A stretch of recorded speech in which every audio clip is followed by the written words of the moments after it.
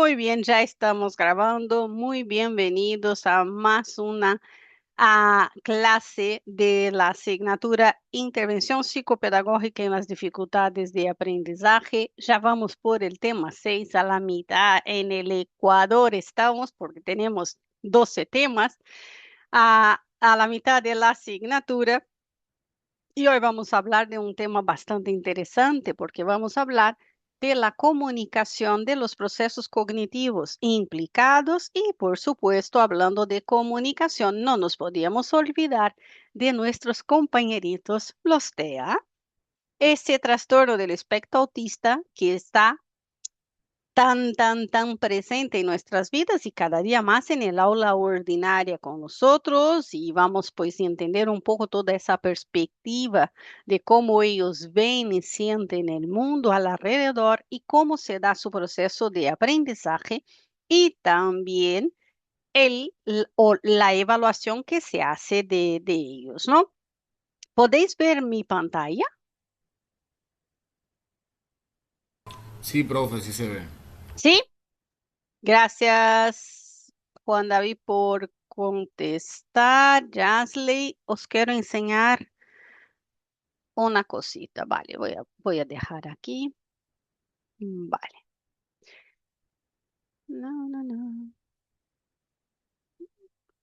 Siempre me hace eso, siempre me hace eso. Vale, perfecto. ¿Veis la pantalla, verdad?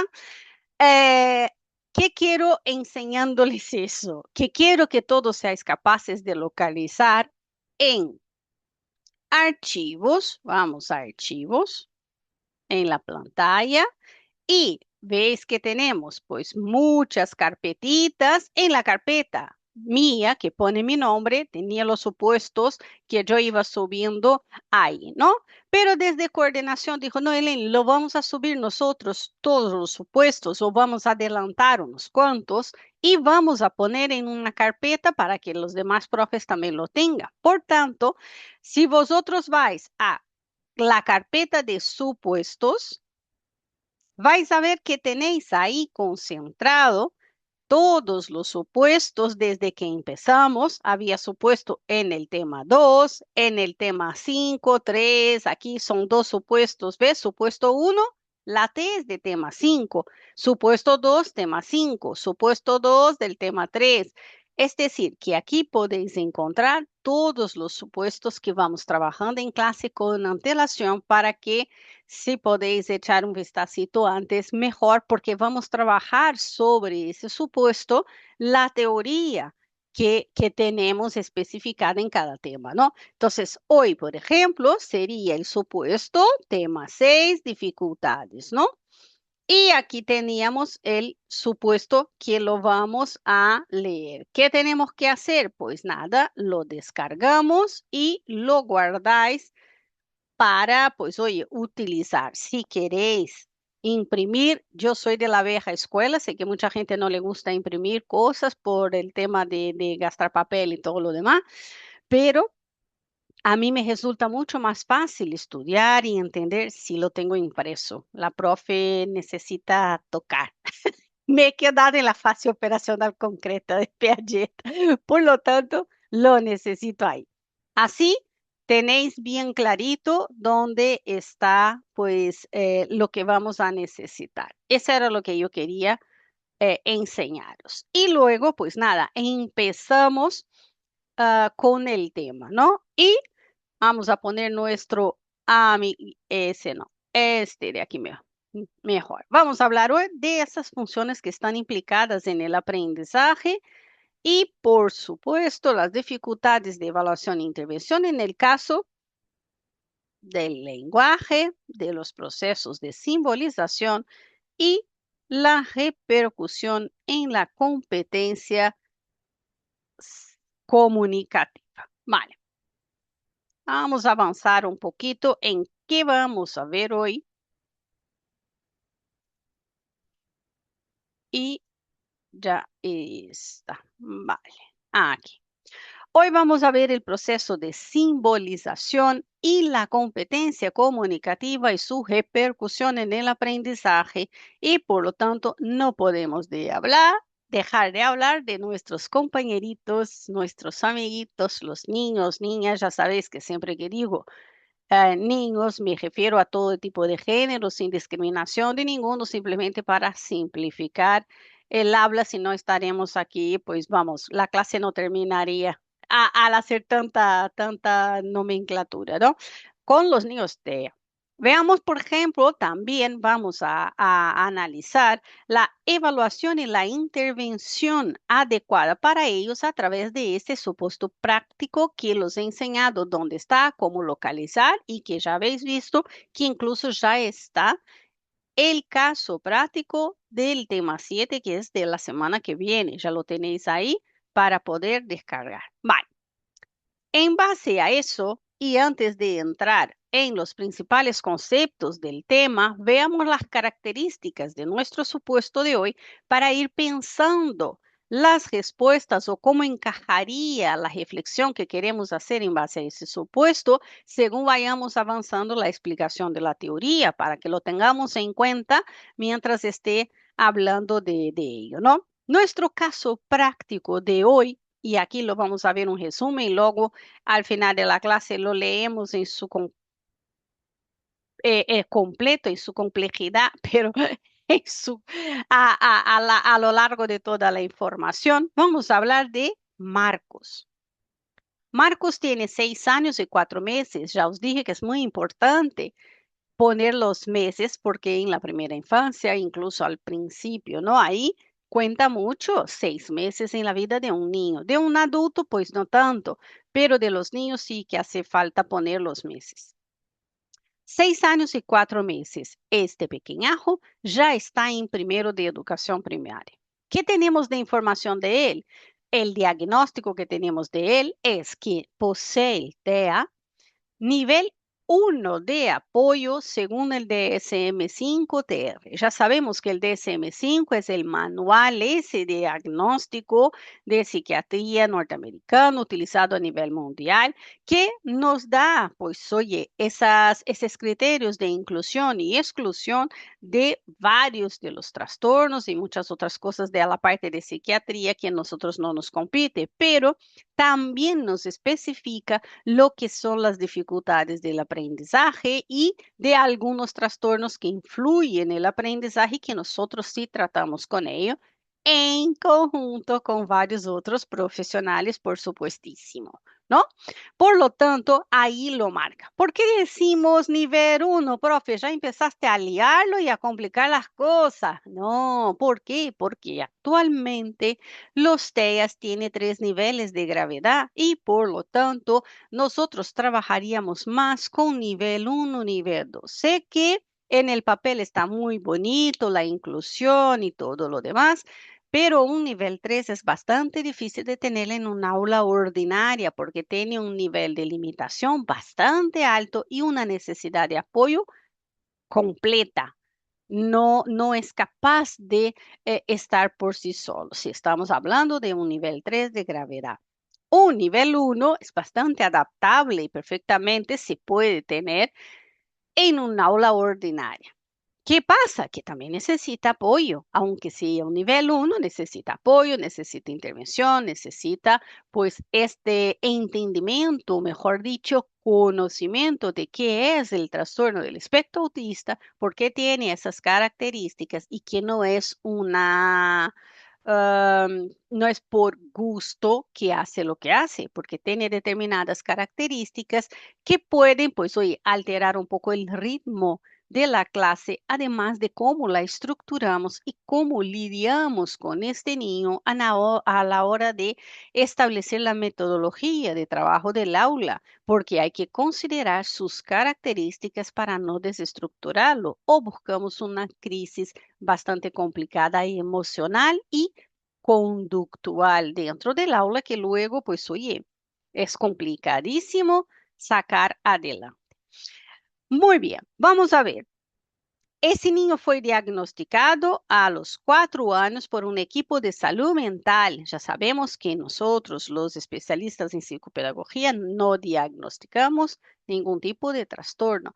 Tenemos la sospecha en general nosotros somos los que más vemos determinadas características y señales de alerta de posibles trastornos o dificultades, pero no lo diagnosticamos. Derivamos al personal de salud mental, tanto el TDAH como el TEA o cualquier otro tipo de trastorno, y ellos hacen la evaluación final, la evaluación clínica de esos niños, y nosotros empezamos a trabajar las consecuencias de ese trastorno en el proceso de aprendizaje. Nosotros actuamos en el proceso de aprendizaje y eso tenéis que tener muy claro, principalmente para hacer vuestro TFM.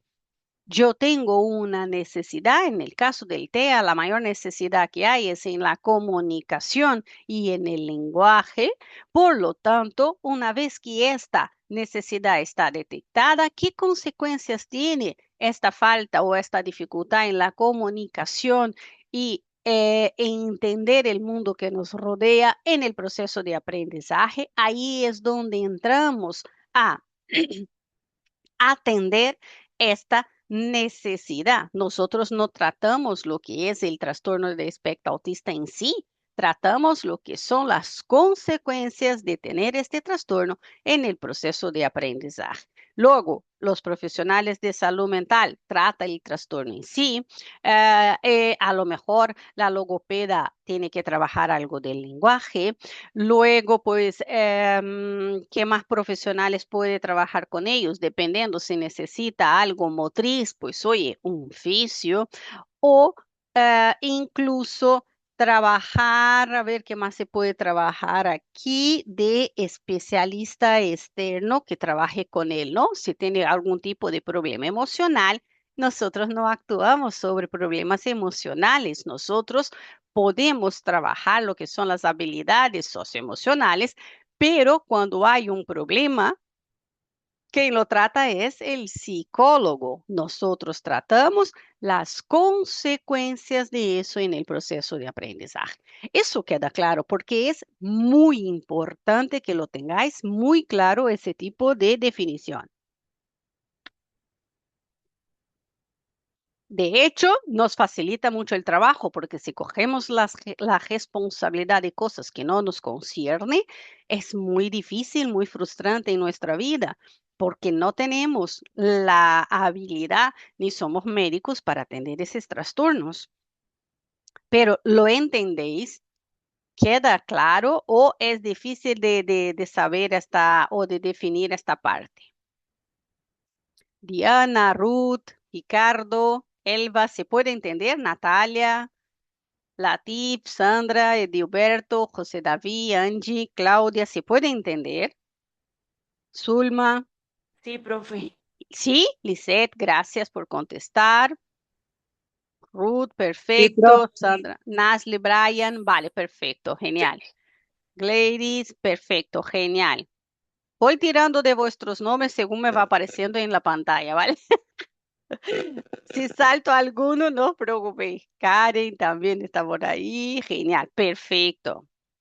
Genial. Pues nada, una vez que tenemos bastante claro esta parte, hemos de conocer, gracias Nasli, tenemos que conocer, no vamos a pasar los test estandarizados, ni mucho menos, pero oye, vamos a ver y conocer algunos de ellos, ¿no? En este caso, han utilizado el A22 y el ADIREGI. Luego lo vamos a ver más adelante. La familia acude a una clínica educativa con el objetivo de realizar una evaluación funcional actualizada y establecer un plan de intervención que favorezca la adaptación escolar y social. Las preguntas que vamos a dar respuesta a través de nuestro trabajo y de la teoría que vamos a ver hoy son estas de aquí. ¿Cuáles son los indicadores o signos de alerta que aparecen en la anamnesis? ¿Sabéis lo que es una anamnesis? No, señor. ¿No? Es el diagnóstico que hacemos. Vale, Zulma sí que lo tiene claro. Perfecto. Genial.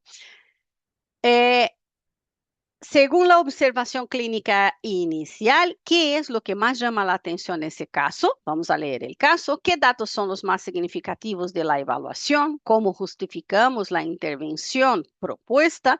¿Qué es lo más destacado de la propuesta de coordinación? Y aquí entra lo que os comenté del caso práctico. Este caso práctico y los demás que os hemos subido, además de la información, la anamnesis, aquí la tenéis. ¿Qué es la anamnesis y diagnóstico que se hace? La información que tenemos. Nos describe paso a paso lo que hay de este niño de Marcos. En la fase A tenemos una evaluación psicopedagógica que nos dice cuál es la observación clínica sobre la interacción social, sobre la comunicación, el juego, la flexibilidad conductual. En cuanto a la parte cognitiva, cuáles son los resultados que se han obtenido con el WISC 5. En cuanto al lenguaje, vamos a ver el CFR y el PIT-BOY, es decir, esas son las pruebas que en este caso de este niño fueron pasadas y los resultados para que conozcáis cómo os puede llegar esta información con un diagnóstico o una anamnesis completa de un departamento de orientación o de un médico de salud mental, lo tiene que redactar los resultados. Cómo fue la conducta y el comportamiento adaptativo a través de esta evaluación, Vineland 3, aquí describe bastante bien los resultados y aquí podemos entender la intervención que se han planteado a través del objetivo general, los específicos, ¿no? La flexibilidad, en qué tipo de duración y por eso preguntamos aquí cómo justificamos la intervención de la propuesta, ¿no? ¿Qué datos hemos analizado o hemos visto en este caso en cuanto a la evaluación que creemos que tiene más significado y qué más destacaríamos de la parte de coordinación? Aparte de coordinación, sería la fase A, evaluación psicopedagógica, la fase B, sería la intervención donde encontraríais la respuesta y la fase C sería la fase de coordinación. ¿Coordinación entre quién? Pues oye, tiene que estar el tutor, el equipo de orientación del centro, la familia y el terapeuta. El terapeuta lo que dice el especialista en psicopedagogía de la clínica educativa que está atendiendo a Marcos de 6 años, en este caso del gabinete, ¿no? Podemos analizar aquí cuál es el objetivo que ellos tienen, por qué se reúne y todo lo demás. Vamos a ver lo que nos alcanza a ver en profundidad hoy en el caso. Si podéis tener a mano el caso, sería muy interesante para poder ir trabajando según vayamos avanzando con la clase. Vale, pero antes de entrar directamente, vamos a ver algo de teoría y entender cuál es este proceso, ¿no? Y empezaríamos con el proceso de simbolización. Empezaríamos hablando del uso del pensamiento simbólico y de su conceptualización, que sería esta capacidad de representar mentalmente objetos, personas, eventos, conceptos abstractos a través de símbolos, por ejemplo, como palabras, imágenes, gestos o juegos simbólicos. Además, el pensamiento simbólico promueve la creatividad, la imaginación, la capacidad de comprender y apreciar formas de expresión artísticas e incluso culturales. ¿Qué supone eso, profe? Pues oye, supone que el pensamiento simbólico es un hito fundamental en el desarrollo infantil y todo niño debe pasar por ese proceso porque favorece el lenguaje, la imaginación y la resolución de problemas. También nos va a permitir representar mentalmente la realidad y comunicarla a los demás. Por supuestísimo, pero cuando aparece ese pensamiento simbólico, profe, pues oye, ¿cómo lo podemos observar en el día a día o en el aula o en mi casa o cuando viene un vecino que tiene niños que juegan con mis hijos o lo que sea? Por ejemplo, un ejemplo que lo destacamos aquí. Cuando un niño juega a que un palo es una espada o una cuchara es un avión, está utilizando el pensamiento simbólico. Si yo cojo un muñeco y dice, ese es el papá de no sé qué y tal, hago ese tipo de transferencia, es el pensamiento simbólico, ¿vale? No sé cuál es el mejor. ¿Así está mejor o así? ¿La primera o la segunda?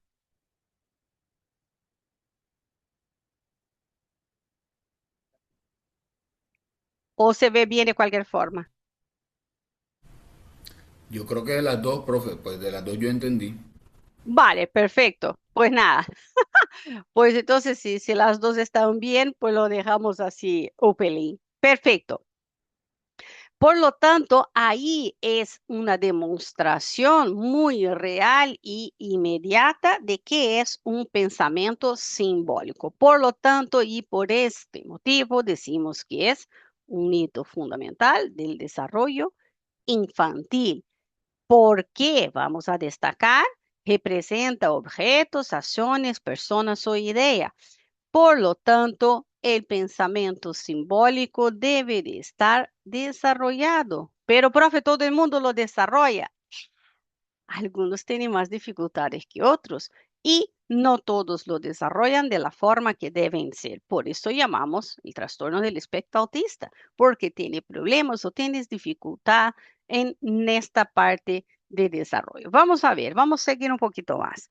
Hablando de la relación que hay entre este pensamiento y el lenguaje, hay dos autores que son muy importantes y que han contribuido a lo bestia a esta explicación, que claro que fueron nuestros amiguetes Piaget y Vygotsky. Piaget decía que el desarrollo cognitivo precede el lenguaje y Vygotsky que el lenguaje impulsa el desarrollo del pensamiento, por supuesto. Al contrario, ¿no? Porque ya sabemos que para Piaget el conocimiento va de lo individual hacia lo social y para Vygotsky el, el aprendizaje va o el desarrollo psicológico va de lo social hasta lo individual. Tenían puntos de vista distintos, pero los dos eran constructivistas y los dos creían en que el alumno participara de su proceso de aprendizaje en la totalidad, ¿no? Por lo tanto, y si queréis, os recomiendo hacer, podéis ampliar esta información revisando la tabla 1 en la página 7 de nuestro tema 6. Perdón, porque ahí pone más característica y va ampliando la información sobre lo que dice sobre este desarrollo de Piaget y de Vygotsky, ¿vale? Tradicionalmente, es decir, antes, se consideraba que el pensamiento precedía, ¿no? Venía antes del lenguaje y que eran capacidades exclusivamente humanas. Pero si vemos investigaciones más recientes, encontraremos que el pensamiento y el lenguaje pueden funcionar de forma relativamente independiente. Por ejemplo, según Cuetos y colaboradores en 2021, cuando lo hicieron la investigación, ¿qué pasaba ahí?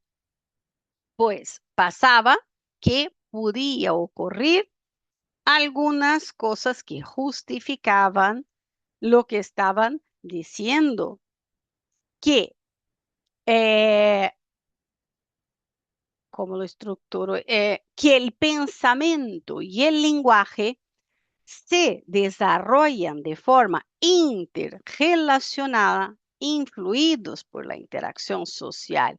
Esa es la visión más actual, ¿vale? La más actual, la que está en vigor, por así decir, está enmarcada porque están desarrolladas de forma interrelacionada.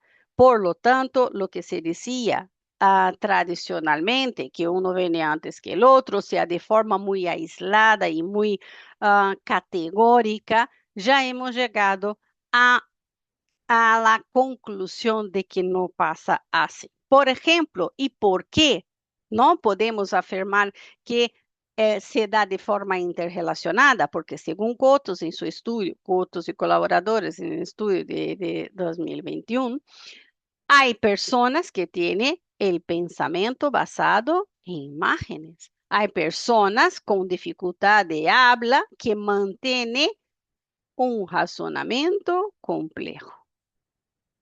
Además, hay la posibilidad de pensar en una idea mientras se habla de otra. Por ejemplo, ¿cuántos de vosotros estaba hablando de una cosa y de repente viene aquel pensamiento así que dice, ay, madre mía, no he comprado lo que quería hacer de la cena? Uf, mi marido quedó de llegar, no sé qué, no sé cuánto. Ay, mi mujer me iba a llamar y no tengo batería en el móvil y tal. Es decir, que se nos cruzan cosas en que estoy hablando de una cosa, pero me surgen pensamientos de otra. Normal en nuestra vida misma.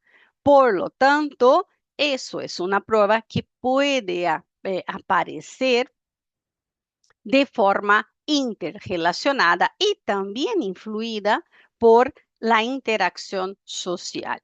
Dime, Juan David. Profe, eso que usted ponía como ejemplo en el tema de los pensamientos, es el Ujú, pensamiento basado en imágenes, así como usted lo describe, ¿verdad? ujú. Pero también podría conocerse como pensamiento intrusivo o son dos puntos diferentes. Sí, los pensamientos intrusivos es porque nuestro cerebro tiene mucha capacidad, Juan David, de funcionamiento. Entonces es muy difícil controlar que un pensamiento solo sea único y específico, ¿no? Siempre estamos pensando de una forma globalizada, hasta porque actualmente, principalmente, digo actualmente, tenemos muchísimos estímulos por todos los lados. Entonces es muy difícil centrar en una única cosa, porque siempre estamos atentos a lo demás, ¿no? Si, por ejemplo, yo estoy dando clase aquí, ¿no? Pero en este momento tengo mi puerta abierta, que no la veis, pero está a mi izquierda. Entonces, ¿qué pasa? Si mi marido pasa por afuera, y de la visión periférica, yo le veo pasando, yo estoy dando la clase y estoy explicando, pero hay algún pensamiento en algún punto de este rincón cerebral de la profe que dice, ¿a dónde va este? Si no es la hora de bajar a comer, si no es la... ¿Me entendéis? Entonces, esos pensamientos también que llamamos intrusivos es porque es de la vida misma que va surgiendo, ¿no? Ahora, el cerebro del niño TEA es diferente, funciona diferente de lo nuestro. ¿Por qué? Porque las conexiones neuronales de una persona normal, dentro del concepto de normalidad, por favor, entenderme bien, de una neurotípica, por ejemplo, ¿no? Tener las dendritas, ¿no? En una persona neurotípica, las dendritas cuando se encuentran y tal, pasan los estímulos químicos, pues pasa de un botón a otro botón, vale. ¿Qué puede pasar con un trastorno del espectro autista? Que esta información no pase directamente, que se pierda en el medio del camino y por lo tanto ellos están en su mundito. Es una cuestión de cerebro, porque es un trastorno del neurodesarrollo también. Entonces, este es el tema, su cabecita funciona, su cerebro funciona de forma distinta. Y es lo que me preguntan, Ashley, el cerebro de un con múltiples pensamientos intrusivos. Nashle, son capaces de pensar en muchas cosas. De hecho, los niños que tienen un nivel uno pueden incluso tener otras capacidades, pueden tener talentos, no necesariamente tienen que tener cualquier tipo de comprometimiento, ¿no? También son niños que son bastante inteligentes y todo lo demás. Depende de la comorbilidad que haya, que hay posibilidad, por supuesto, del niño con TEA, ¿no? Pero tienen varios pensamientos, pero suelen ser muy obsesionados, muy centrados en una única cosa, que es lo que llamamos interés común de él, ¿no? Lo que les gusta, como ya os dije, no sé si habéis visto algún momento, si tiene en Latinoamérica la serie Bright Minds, que es justo de una chica autista, que es pues su interés común, su interés que todos los días tiene que toquetear algo, es el puzzle. Tiene un compañero que son los trenes, que sabe absolutamente todo sobre esos temas. Y así con muchas otras cosas. Hay algunos niños que son los dinosaurios, hay algunos, son intereses comunes que tiene y solo quieren hablar de eso, solo quieren hacer eso porque es donde domina y donde están centrados sus cerebros, ¿no? Entonces, pues por ahí van las cosas. Ahora, eh, tenemos en cuenta y debemos considerar eso, que el pensamiento y el lenguaje se desarrollan de forma interrelacionada y está influido por la interacción social. Por eso es tan importante trabajar las relaciones interpersonales en los niños, principalmente en los niños TEA. Ahora, vamos a avanzar un poco más para entender cómo es el lenguaje y el discurso que tenemos y cómo se da, ¿no? ¿Qué tipo de procesos están implicados? ¿Cómo se procesa eso? Y ahí podemos decir, pero ¿cómo llegamos a comprender las palabras aisladas, las oraciones o discursos? Para comprender el lenguaje, por ejemplo, es necesario implicar varios niveles de procesamientos porque comprender el lenguaje no consiste solo en entender las palabras sueltas, implica integrar los significados y establecer las relaciones entre las oraciones e incluso completar la información mediante las inferencias que nosotros sabemos y que tenemos y que hemos acumulado a lo largo de nuestra vida y de nuestras relaciones en los contextos, ¿no? Por lo tanto, esta parte de aquí es muy importante que la tengamos muy clara, ¿no? No consiste solo en entender palabras. Ahora, vamos a ver, por ejemplo, por segmentación, si no, si está todo relacionado, las palabras, las oraciones, el discurso, las inferencias, pero vamos a entender de forma separada cómo llegamos a entender cada elemento. Por ejemplo, cómo entendemos las palabras sueltas o aisladas? Bueno, tenemos que acceder a la representación que tenemos de ese concepto dentro de nuestro sistema semántico. Pero ojo, este proceso está condicionado a los factores de frecuencia de la palabra que estamos buscando el significado y el del contexto que hemos aprendido. Además, a la edad en la que hemos aprendido y la complejidad para nosotros de hacer una imagen mental que tenemos de este concepto. Recuerda que creo que ya hablé con vosotros sobre cuando empezamos a hablar, ¿no? Que los padres nos van hablando, los cuidadores, coge la pelota que está encima de las sillas, ¿no? Ese tipo de palabra, pelota, silla, mesa, son palabras muy frecuentes que en general no se tiene problemas en un futuro para leerlas o para escribirlas. ¿Por qué? Porque son palabras que se aprenden a muy temprana edad y son palabras muy frecuentes, tanto de verlas, ¿no? Por la ruta léxica, como de oírlas por la ruta fonológica. Por lo tanto, son palabras más frecuentes y que la tenemos mucho más integrada en nuestro sistema semántico, ¿no?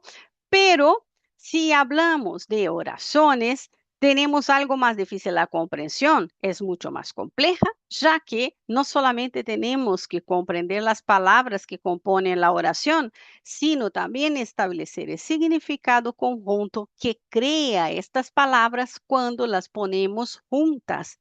Y por lo tanto, el proceso es mucho más complejo cuando ya pasamos en la comprensión de las oraciones. Pues bueno, si eso es complejo, imaginemos la complejidad para entender un discurso al completo. Aquí hay que considerar tanto la percepción de la palabra como la comprensión de las oraciones, como la combinación más bien dicho, de múltiples significados y la coherencia que hay entre ellos, ¿no? Además, ese discurso puede ser oral o escrito. ¿Ves que la cosa se va complicando? Y si es a través del escrito, no contamos con toda la información contextual directa y de esta información que queremos transmitir. Cuando estamos hablando con alguien, vemos su gesto no verbal, vemos, ¿no?, la expresión que tiene y tal, y podemos pues hoy ir completando la información.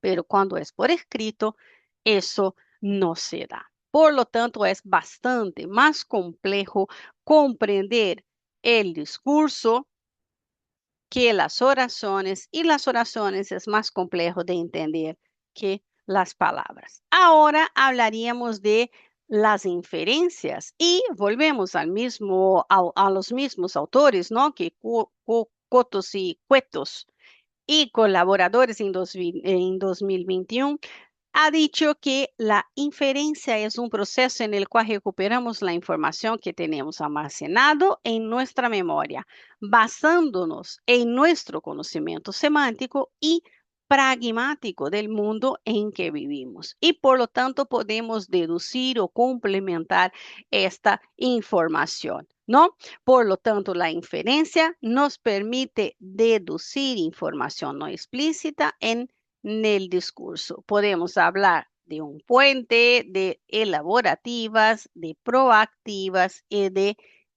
retroactivas. Esos son los tipos que puede haber de inferencia, ¿no? Conectamos ideas, añadimos información, anticipamos información o explicamos una información previa. Por lo tanto, cada aspecto complementa el otro, pero empezamos de lo más sencillo al principio, entendiendo palabras sueltas y luego ya vamos a oraciones, al discursos y conforme vamos aumentando esse campo semântico, passamos a entender lo que são as inferências, não? Vale, seguindo um pouquinho aqui com esta parte del tema, vamos a ver entonces cómo afecta el aprendizaje y el desempeño escolar el proceso de simbolización.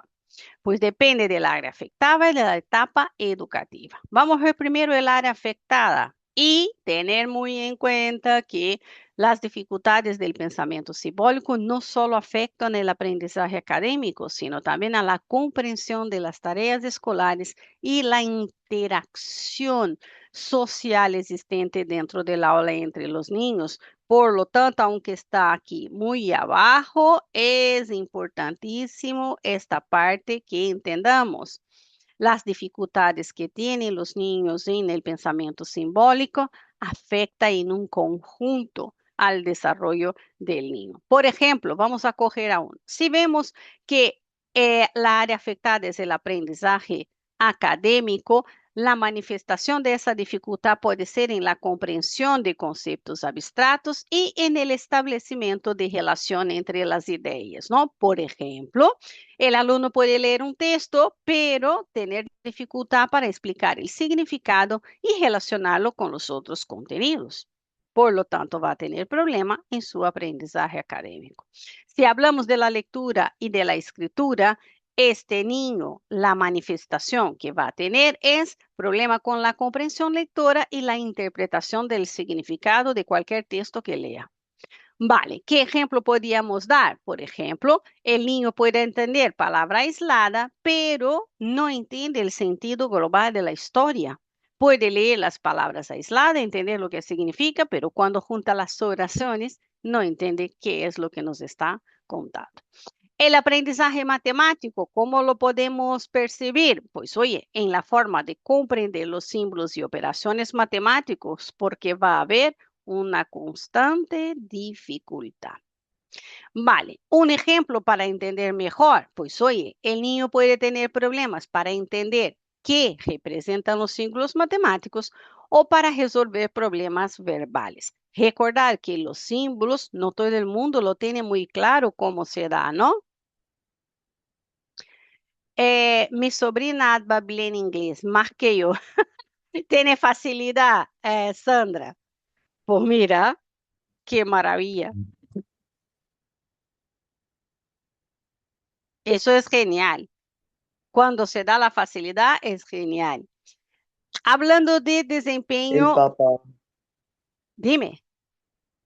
No, no, no, sino que lo que tú dices, ellos no viven en Estados Unidos, pero el papá es americano, entonces él le habla a ella en inglés y ella habla perfecto inglés, ¿sí? Más que uno que vive Ujú, haciendo cursos, pero es por esa facilidad y ese hablarle cotidiano de él, que ella ha hecho eso ya normal, hablar inglés, más que él. claro, porque ya es frecuente en su vida. Sandra, lo que decimos, ¿qué pasa con las palabras que son frecuentes y que están en nuestro contexto desde temprana edad, que se nos queda y es muy complicado que la perdamos, salvo cosas, fuerzas mayores, ¿no? Por lo tanto, si un padre educa el niño en un doble idioma, pues hoy, desde muy pequeñajo, y sigue esa estructura, el niño aprende perfectamente, ¿no? Porque va siendo parte de su vivencia, de su contexto. Hablando de desempeño en tareas escolares, pues vamos a ver dificultad en comprender consignas, planificar las tareas, principalmente a la hora de seguir los pasos que tienen que hacer para llegar a la conclusión, ¿no? Aquí, por ejemplo, un ejemplo sería que el alumno necesitara de instrucciones que nosotros estuviéramos pues repitiéndolas porque de la primera vez no lo entiende, de la segunda quizás tampoco y a lo mejor lo que necesita que nosotros hagamos una vez para que él pueda tener de modelo, ¿no? Visual o concreto qué es lo que le estamos pidiendo para que pueda hacerlo él, ¿no?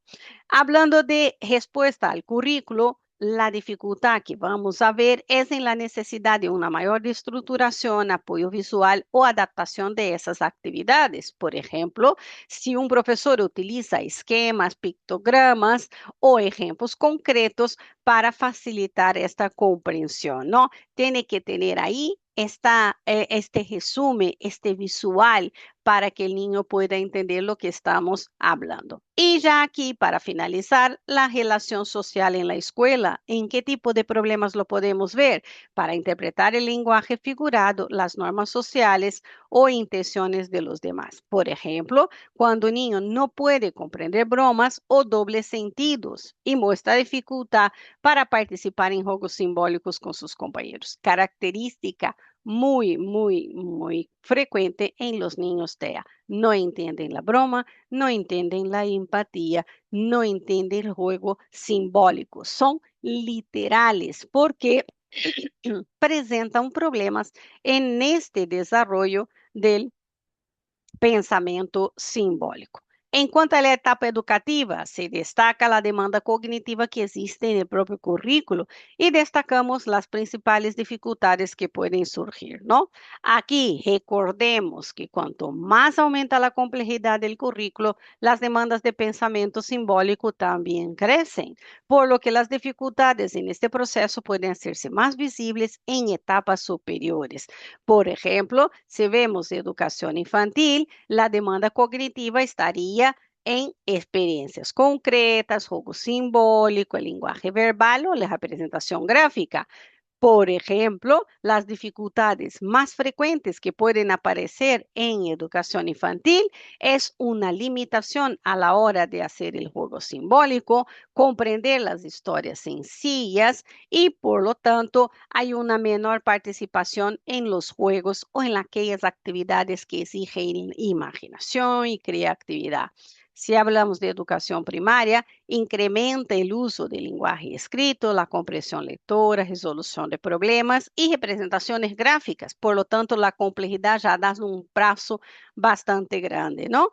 Y ahí lo que vemos de dificultades es que no tiene facilidad para hacer inferencias a la lectura, ni comprender problemas matemáticos verbales o interpretar gráficos y relacionar ideias entre contenidos. Si já passamos a educação secundária, e aqui já estaríamos falando de adolescentes e todo o que conlleva esta etapa, já incrementa esta demanda cognitiva, ellos deben de tener una abstracción conceptual, interpretación de textos complejos, argumentación y síntesis de información en mayor cantidad de facilidad, ¿no? Porque se ha incrementado, empiezan con muy poquita cosa, pero tienen que ir avanzando. Aquí la problemática que podemos ver es a la hora de comprender conceptos abstractos, interpretar el lenguaje figurado y sintetizar la información a la hora de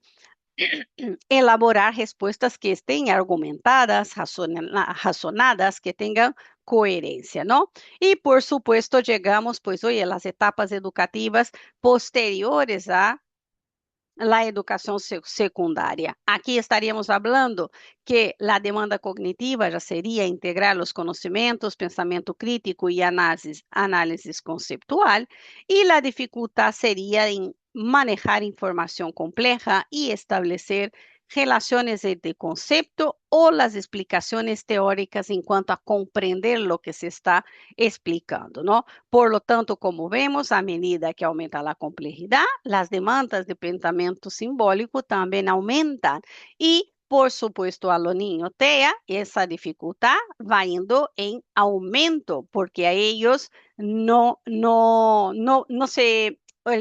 El TEA es un trastorno, es una condición, no es una enfermedad, por lo tanto no tiene cura. Trabajamos con el TEA para ir minimizando esas consecuencias, pero siempre van a tener problemas con el pensamiento simbólico. Eso no se soluciona del todo, ¿vale? Porque no hay curas, porque no estamos hablando de enfermedades. Vale, veamos ahora en concreto el caso de los niños que presentan TEA, ese trastorno del espectro autista conceptualizado como un trastorno del neurodesarrollo caracterizado por dificultades persistentes en la comunicación social y en la interacción social, además de presentar patrones restrictivos y repetitivos de comportamiento. Por supuesto, podemos ampliar esta información en nuestro material en el tema 6, a partir de la página 12 hasta creo que la página 22, vamos profundizando y disminuendo el trastorno del espectro autista, ¿vale? En una horita, pues oye, no nos da mucho tiempo de centrarnos en ellos, ¿no? DSM-5-TR, ya hemos visto ese manual diagnóstico que incluye los criterios de inclusión y de exclusión para diagnosticar un trastorno del espectro autista. No somos nosotros quienes hacemos ese diagnóstico, sino los profesionales de salud mental. El CIE-11 es un documento de la Organización Mundial de la Salud que está a la par que el DSM-5. Tiene una forma distinta de redactar y todo, pero van en la misma filosofía a la hora de delimitar el trastorno del espectro autista, ¿no? El TEA se entiende actualmente como un continuo, ¿no? Donde los síntomas que tiene o las consecuencias de poseer un TEA tiene distintos grados de severidad o de gravedad, ¿no? Lo que hemos dicho, el nivel 1, el nivel 2 y el nivel 3. Según el DSM-5, el diagnóstico del TEA se basa en dos dominios principales, en el déficit persistente de la comunicación social y la interacción social y de los patrones restrictivos y repetitivos de comportamiento, intereses o actividades. Lo que he dicho se centra mucho en ese interés común. Cuanto más grave es o más severo es la afectación del espectro, más se concentra estas dos características, ¿no? Si hablamos de esta primera dificultad que tiene, hablaríamos de que tienen mucha dificultad a la hora de ser recíprocos socioemocionalmente, tienen mucha dificultad porque tienen alteración en la comunicación verbal y no verbal y para desarrollar y mantener relaciones sociales. Tienen dificultad en empezar ellos una conversación o dar seguimiento en una conversación que sea vaga, que sea de, vamos a hablar de la nada. ¿Cómo que de la nada? De la nada es nada, ya está. No tiene este pensamiento simbólico para saber que están hablando en una metáfora, por ejemplo. No lo entiende, no entiende bromas, no entiende chistes. son literales, por lo tanto, os causa muchos problemas de comunicación social y de interacción también, porque se hace difícil esa interacción con los demás cuando ellos no entienden la mitad de esa dinámica, ¿no? De interacción. En los patrones restrictivos, pues puede incluso tener movimientos o conductas repetitivas, ¿no? Ya hemos hablado del aleteo, que algunos lo hacen así, suelen ser nivel 2 o nivel 3 lo que lo hacen con más frecuencia. Es una forma de relajar, ¿no? De calmarse. Cada uno tiene lo suyo. Puede ser el aleteo, puede ser hacer este movimiento o puede hacer que como están cogiendo algo en el aire, ¿no? Y algo así puede ser simplemente un movimiento aleatorio que ni siquiera saben que lo hacen porque están intentando calmarse. Algunos incluso tienen el movimiento de la cabeza también, ¿vale? Y a veces del tronco también. Según la gravedad, es como se da ese tipo de movimiento. Hay una rigidez cognitiva y resistencia al cambio, interés restrictivo y problemas de estímulos sensoriales. Tienen problema con ruido, si es muy fuerte, no lo dan. O dar vueltas en ciclos, sí, Nashley, también correr en círculos, también poner la mano en el oído y gritar, la ecolalia, repetir lo que uno está hablando sin mucho contexto, ¿no? Que venga.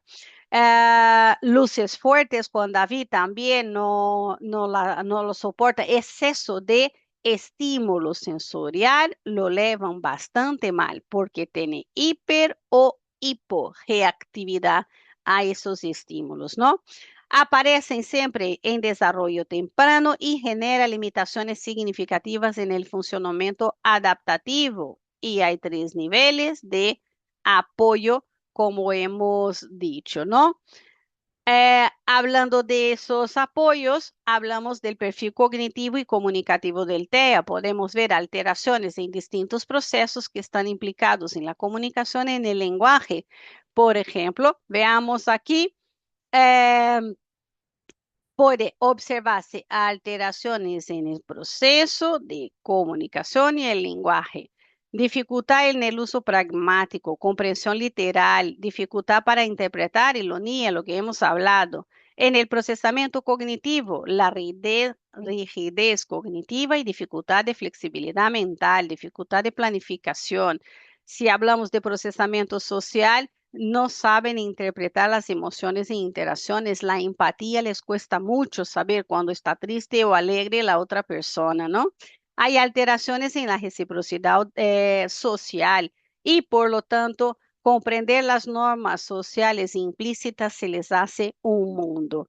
En cuanto a la dimensión simbólica, por supuesto, el juego simbólico es un mundo también, no lo comprende. ¿Por qué? Porque depende del pensamiento simbólico que ellos tienen ese déficit, ¿no? Y por supuesto tiene una limitación en la comprensión de representación abstracta o implícita. ¿Por qué? Porque otra vez necesitamos del pensamiento simbólico y ellos no los tienen desarrollados, ¿no? Por lo tanto, influye en la comunicación, la comprensión del discurso y el acceso al aprendizaje.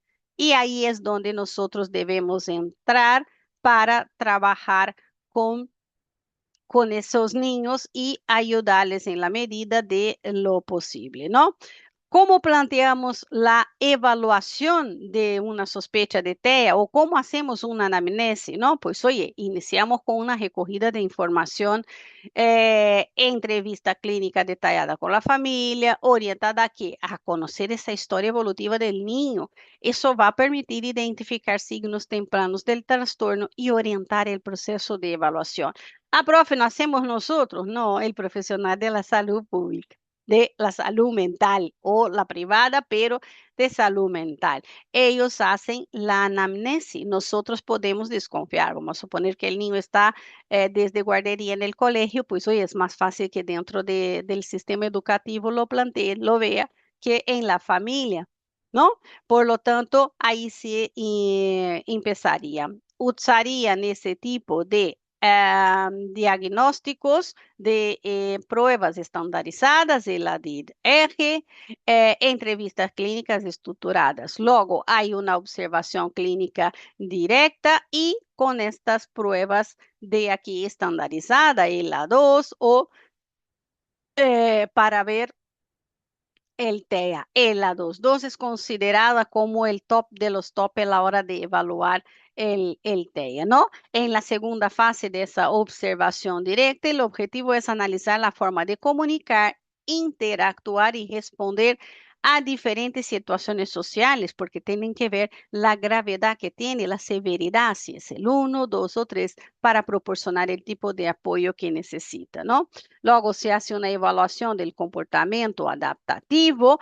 También puede utilizar estas dos pruebas estandarizadas y a partir de ahí ir seleccionando pues lo que tiene el niño y promocionar o proponer lo que es la ayuda y el apoyo necesario. En cuanto a la evaluación del desarrollo cognitivo, podemos ver aquí, en este caso, que se centra en la evaluación del desarrollo cognitivo y lingüístico y vemos que se realiza la evaluación del proceso cognitivo, lingüístico y adaptativo, ya que el TEO presenta una gran heterogeneidad en estos aspectos. Debido a severidad, hay mucha diferencia entre un TEA y el otro, ¿vale? No son iguales para nada, aunque tenga el mismo nivel de necesidad de apoyo. Analizamos la capacidad intelectual, el lenguaje comprensivo expresivo, las funciones ejecutivas, las habilidades de simbolización, juego y también, por supuesto, la representación mental. Para ello podemos utilizar la evaluación cognitiva, el WPPSI 4, que es en preescolar, el VISC 5 en edad escolar o el EITER 3 inteligencia no verbal. Si hablamos de evaluación de lenguaje, el CELF 5, el PRONREG y el PIRBOY. ¿Vale? Algunas de esas pruebas son más conocidas, depende del gusto y del conocimiento del evaluador. Nosotros ahí no nos metemos, ¿vale? Y la evaluación del perfil sensorial y conductual, ¿no? En muchos de los casos es necesario evaluar también esos aspectos relacionados con el procesamiento sensorial y la regulación conductual que puede influir en este funcionamiento de este niño con TEA, ¿no? Aquí se analizaría la sensibilidad sensorial, la autorregulación, las conductas disruptivas y la rigidez conductual. Aquí sabemos que hay niños, por ejemplo, que tienen el TEA que come a la 1 en punto, tiene que ser a la 1 en punto, no puede ser a la 1 menos 3 ni a la 1 y 2, pasados 2. ¿Por qué? Porque les desestructura, tiene que ser rígido. Entonces, esa rigidez también tiene flexibilidad en los niños TEA. ¿Vale? Como pruebas estandarizadas que se pueden pasar, la Sensory Profile 2, la SRS-2 y la CARS-2 también se puede pasar. Y volvemos aquí a nuestro caso práctico que hemos visto, ¿no? Al principio de la clase y vemos que justamente con ese niño se ha pasado el A2 y el ADIR eje. En este caso, profe, ¿puedo tener, aunque no pase yo, información sobre estas pruebas? Pues claro que sí, mira, si ponemos a ADIR eje en internet, no sale, no nos deja ver porque son de pago y caros. Por lo tanto, no nos dejan descargarlo, ni mucho menos. Pero, ¿qué nos puede proporcionar aquí? Eh, el principio, ¿no? Nos da lo que es el índice. Por lo tanto, podemos conocer de qué va el test estandarizado, qué capítulos lo compone, ¿no? Normas generales de aplicación, normas específicas de codificación, cómo son las normas de corrección, es decir, nos da una idea de cómo se pasa, cuáles son los criterios que tienen y podemos conocer. Además, explican, por ejemplo, corrigen y combinan hasta 42 elementos básicos para obtener los resultados formales interpretables. El propósito de la versión es, díganos, formal, va. es de 2 a 3 años y el de 4 en adelante, por el contrario, es decir, que nos da información, ¿vale? Si queremos entender un poquito lo que es. Esa es la editorial donde la venden, vale bastante caro, no lo puede comprar quien no tiene la graduación o el diplomado, la licenciatura de pedagogía y de psicología, ¿vale? El A2, pues más o menos lo mismo, la escala de observación para el autismo, ¿no? Podemos saber información del test, qué lo compone, cómo se hace, qué tipo de material que se usa, pues en el módulo 1 para ver el preverbal y palabras sueltas, habla con frases en el módulo 2 y así, pues, oye, conocer un poco de lo que son los test estandarizados que se hacen con los niños, ¿no? Hay una ficha técnica en este caso del TEA que, pues, oye, explica bien qué son los módulos y todo lo demás. Entonces, pues nada, componer el nombre del test en internet o sale. También puedo poner aquí este enlace por si queréis echar un vistacito. Ahí lo tenéis. Cualquier otro lo podéis buscar. Hay muchos enlaces que dan información. Incluso hay algunas personas que lo colgan, ¿no? Y ya estaría. En el caso de este niño, en los primeros años se observó, pues lo que hemos visto en el contenido, ¿no? Lo hemos visto, escaso control ocular, escaso contacto ocular, poco interés por compartir experiencia, juego solitario, retraso en la aparición del lenguaje. En estos niños suelen tardar bastante en empezar a hablar la criaturita, ¿no? Cuando empiezan a hablar, en el caso de Marcos, ¿no? De nuestro compañerito, las primeras palabras apareció a los 2 años, las primeras palabras a los 2 años. Y el lenguaje comenzó a ampliar a los 4. A partir de los 4, como vemos, tiene ahí un poco de retraso en este aprendizaje y desarrollo, ¿no? También los padres van dando información, el contexto escolar y el tutor también aporta su información y se hace lo que es la evaluación psicopedagógica, ¿no? Por lo tanto, aquí hemos visto que en nuestro caso práctico se analiza la interacción social, la comunicación, el juego, la flexibilidad conductual, la cognición. Ves que el vis que nos aparecen los resultados y todo lo demás. Y para responder a la última pregunta, deberíamos ir a la parte de coordinación y ver cómo se establece esos objetivos para atender a este niño. Por lo tanto, aquí se va a compartir los resultados, analizar el funcionamiento, identificar las situaciones de dificultad en el contexto y acordar estrategias educativas que son comunes, ¿no?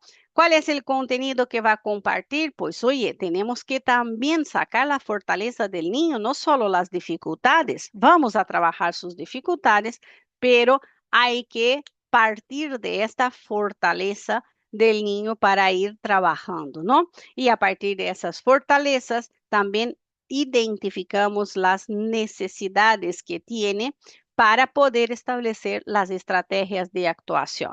¿Cómo se calcula esas estrategias? Pues desde el aula, organización del entorno, presentación de instrucciones, adaptación de tareas, regulación sensorial. En tutoría y acción orientadora, tiene que trabajar juntos, también está. ¿Vale? Como la comunicación con el alumno, el apoyo de las habilidades sociales, anticipación y flexibilidad. Y por supuesto, en el caso del TEA no hay opción, hay que trabajar junto con la familia. ¿Por qué? Porque la sintomatología está en todos los contextos, ¿vale? En comunicación, en habilidad social, en regulación emocional, anticipación. Se hace un plan de seguimiento y comunicación que tiene que ser periódica, no puede ser una vez al año, tiene que ser mucho más frecuente. Vale, ¿qué os voy a pedir? Que echéis un vistazo en profundidad, que veáis bien este caso práctico que tenéis, porque va a ser nuestro pan de cada día en el aula. ¿Cómo se detectó esta necesidad? ¿Cómo se ha visto? ¿Cómo se relaciona con ese contenido que hemos visto en clase? A partir de la clase que viene, trabajaremos en más profundidad los casos prácticos y la teoría ya la vamos inseriendo, pero no la vamos a dedicar mucho tiempo en su explicación, la vamos a asociar directamente con el caso. Por lo tanto, echéis un vistazo, ves las dudas que os surge, cómo se ha hecho esta descripción, cómo se ha puesto toda la información del caso, cómo o qué información es más importante que otro. Todo eso tenéis que considerar. ¿Por qué? Porque hoy a lo mejor va a llegar un profesional del Departamento de Orientación Escolar y decir, oye, Gladys, Sandra, Latifi o Juan David, ¿no? O Zulma, Nasli, Claudia, quiero que me hagáis pues una descripción de qué observarles de Manolito en clase, porque pues oye, la familia está sospechando que tenía algo raro, cosas y tal. Vale, ¿qué tipo de información tenemos que poner? ¿Qué observo de eso, niño? ¿Qué me llama la atención? ¿Cuál es la sintomatología que veo que es inferior o superior a lo esperado para su edad? Si yo tengo un aula de 4 años y el niño no habla, aquí pasa algo, porque con 4 años tiene que hablar algo, ¿no? De hecho, tiene que hablar algo un poco más, incluso elaborado, porque cuando empezamos con palabritas es a partir de año y medio, dependiendo del niño, ¿no? Hay niños que empiezan a hablar más tarde, pero a los 4 años ya tiene que salir oraciones, ya tiene que tener un nivel de comprensión del lenguaje y comunicación algo más desarrollado. Por lo tanto, nos centraríamos en eso. Vale, aprovecho para presentarlos a nuestra compañera Magali, que hoy está conectada aquí con nosotros, que será una alumna de prácticas que va a estar en algunas clases y de hecho va a impartir una pequeña parte o una parte de un aula con vosotros para, pues hoy entrenar, ¿no? Nosotros, pues hoy soy su tutora de centro, va a estar en algunas clases observando cómo yo imparto la clase, cómo se distribuye pues toda la metodología online y luego va también pues intentarlo con nosotros ahí en una clase y seguro que lo vamos a pasar en grande. Magali, ¿les quiere saludar? Porque ya estamos 10 minutos fuera del tiempo ya para variar. Sí, solamente decir, pues un gusto estar en la clase y bueno, seguramente vamos a compartir más clases como dice la profesora. Eso es, Solamente pues eso. muy bien. Muy bienvenida, un gusto. Gracias. Y nada, aquí estamos para ti, para lo que necesites. Pues muy bien. Como siempre, perdón por pasar esos minutitos del tiempo. Nos vemos la próxima semana con el tema 7. Descansar algo si podéis. Disfrutar también que es necesario. Y nos vemos la próxima semana con el próximo tema. Recordar, el supuesto ya está en la carpeta de supuesto vuestro. Del tema siguiente ya está colgado, lo podéis ver desde ahora. Muchas gracias a ti, Angie, Elba, Muchas a gracias, todos que profe. estuviste. Gracias, Jasley. Magali, bienvenida. Gracias, profe. Bienvenida, Magali. Gracias, Juan David. Gracias, Nos vemos profe. la próxima semana. Natalia también, a todos. Reina, gracias a vosotros, Gladys, Latifi, a todos que van ahí apareciendo. Gracias, nos vemos. Gracias, Karen. Hasta luego, chicos. Que vaya todo muy bien.